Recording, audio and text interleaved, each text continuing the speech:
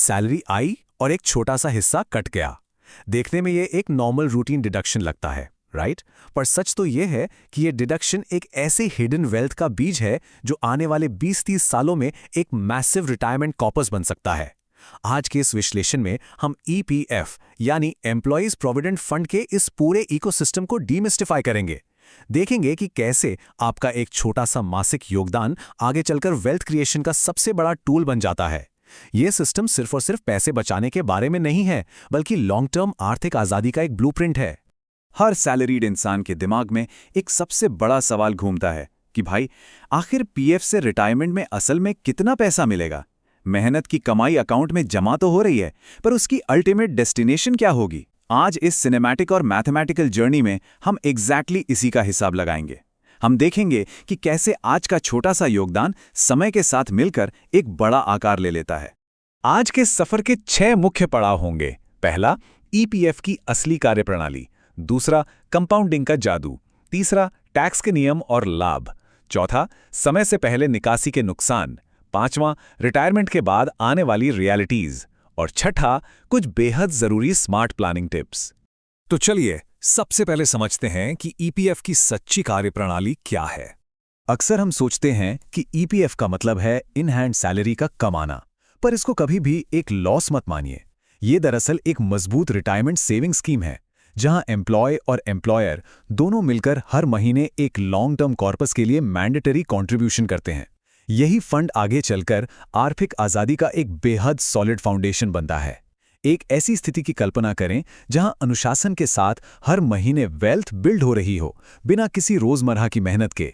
अब इस कंट्रीब्यूशन का मैथ थोड़ा ध्यान से समझिएगा। टोटल 24% का योगदान होता है।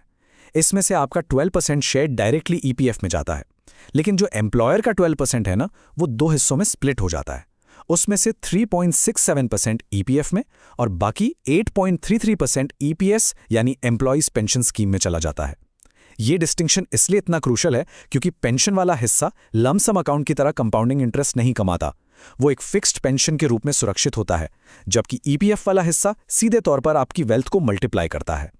इसी स्प्लिट को समझना सही प्लानिंग का सबसे पहला कदम है। और वेल्थ मल्टीप्लाई होने की जब बात आती है, तब शुरू होता है कंपाउंडिंग का जादू। 8.25% ये करंट एनुअल इंटरेस्ट रेट है। इस रेट की सबसे खास बात जानते हैं क्या है? इसका कैलकुलेशन हर महीने होता है, लेकिन अकाउंट में ये साल के अंत में एक साथ क्रेडिट होता है। आज के टाइम में जब मार्केट्स में उतार चढ़ाव आम बात है, तब एक steady risk free compounding interest wealth generation की एक बहुत बड़ी ताकत बन जाता है। सोचिए, प्रिंसिपल अमाउंट पूरी तरह सेफ है और रिटर्न लगातार मिल रहा है। ये इन्फ्लेशन को मात देने का और वेल्थ को एक्सपोनेंशियली बढ़ाने का एक बेहतरीन हथियार है। करीब 20 से 30 साल के जॉब में कंपाउंडिंग एक्चुअली कैसे काम करती है, इसका एक प्रैक्टिकल प्रोजेक्शन देखते हैं। अगर किसी की शुरुआती मासिक सैलरी 75,000 रुपए हो और उसमें हर साल 5% का इंक्रीमेंट हो, तो 30 साल में उनका कुल योगदान लगभग 93.6 लाख रुपए होता है। लेकिन कंपाउंडिंग के मैजिक से वही प्रिंसिपल अमाउंट प्रैक्टिकली 3 गुना बढ़कर 3.08 करोड़ रुपए का मैसिव फाइनल कॉर्पस बन जाता है।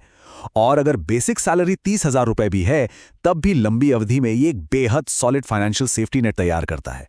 यही कंपाउंडिंग का असली पावर है। वक्त के साथ कमाया हुआ इंटरेस्ट खुद नया इंटरेस्ट कमाने लगता है। एक्सपोनेंशियल ग्रोथ इसी को कहते हैं। लेकिन जहां इतनी बड़ी वेल्थ क्रिएट हो रही हो, वहां टैक्स के बाउंड्रीज को नेविगेट करना भी जरूरी हो जाता है। एक बहुत ही क्लियर रूल है जिसे याद रखना चाहिए। अगर साल भर में आपका खुद का ईपीएफ योगदान 2.5 लाख रुपए तक है, तो उस पर मिलने वाला पूरा इंटरेस्ट बिल्कुल टैक्स फ्री होता है। लेकिन अगर आप इस 2.5 लाख की लिमिट को क्रॉस कर देते हैं, तो जो भी एक्सेस अमाउंट होगा, उस पर कमाया गया इंटरेस्ट पूरी तरह से टैक्सेबल हो जाएगा। ये नियम स्पेसिफिकली हाई इनकम अर्नर्स के लिए बनाया गया है, ताकि वेल्थ क्रिएशन और टैक्स प्लानिंग के बीच एक बैलेंस बना रहे। इस स्ट्रिक्ट रूल को एक छोटे से एग्जाम्पल से क्लियर करते हैं। मान लीजिए कि आपका साल का योगदान 3.2 लाख रुपए है, तो रूल के मुताबिक पहले 2.5 लाख पर जो इंटरेस्ट बनेगा वो कंप्लीटली टैक्स फ्री अकाउंट में जाएगा। लेकिन जो बचा हुआ 70,000 रुपए का एक्स्ट्रा कंट्रीब्यूशन है ना, उस पर अर्न किया गया इंटरेस्ट टैक्सेबल अकाउंट में काउंट होगा। इस कॉम्प्लेक्स कैलकुलेशन को आसान बनाने के लिए ईपीएफओ इन दोनों हिस्सों के लिए 2 अलग अकाउंट्स मेंटेन करता है। एक हिस्सा टैक्स फ्री बढ़ता है और दूसरा टैक्स के दायरे में आता है। इस स्प्लिट का ध्यान रखना आने वाले टैक्स बर्डन को काफी कम कर सकता है। अब आते हैं सबसे बड़ी मिस्टेक पर, वो मिस्टेक जो आपका पूरा रिटायरमेंट गोल डिरेल कर सकती है, अर्ली विड्रॉल। अगर आपने 5 लगातार साल की सर्विस पूरी होने से पहले ही ईपीएफ से फंड्स निकाल लिए, तो पता है क्या होगा? जो भी टैक्स एग्जेम्पशन आपको अभी तक मिला था, वो वापस ले लिया जाएगा।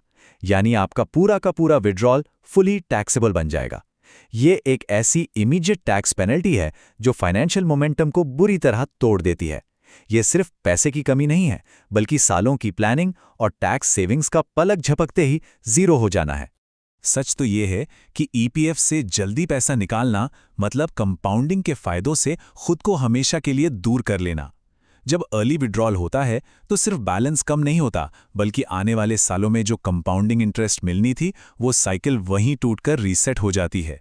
इसको एक वेल्थ डिस्ट्रॉयर की तरह देखना चाहिए। एक छोटी सी आर्थिक जरूरत लंबे समय के रिटायरमेंट कॉर्पस को पूरी तरह तबाह कर सकती है। लॉन्ग टर्म ग्रोथ को शॉर्ट टर्म जरूरतों के लिए कुर्बान करना बिल्कुल भी समझदारी नहीं है। चलिए अब थोड़ा और आगे चलकर देखते हैं कि एक्चुअली रिटायरमेंट के वक्त ऐसी कौन सी रियलिटीज़ हैं जो हमें फेस करनी पड़ती हैं। बहुत कम लोग ये स्ट्रिक्ट डेडलाइंस जानते हैं। देखिए, ऑफिशियल रिटायरमेंट एज 58 ईयर्स होती है।